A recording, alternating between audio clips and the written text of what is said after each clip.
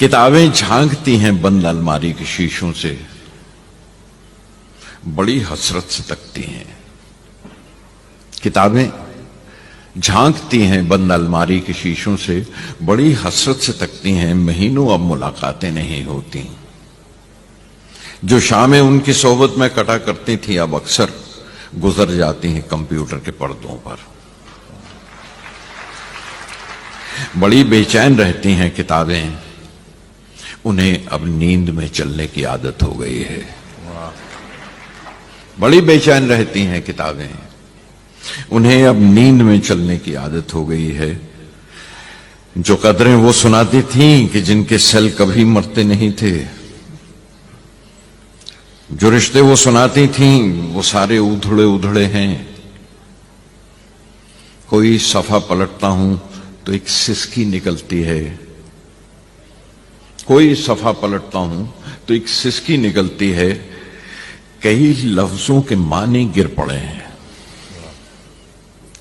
बिना पत्तों के सूखे टुंड लगते हैं वो सब अल्फाज जिन पर अब कोई माने नहीं उगते। ज़बान पर जायका आता था जो सफा पलटने का, ये ज़बान पर जायका आता था जो सफा पलटने का, अब उंगली क्लिक करने से बस एक झपकी गुजरती है।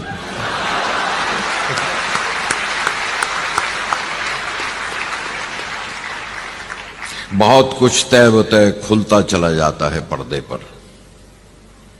किताबों से जो जाती राबता था वो कट गया है।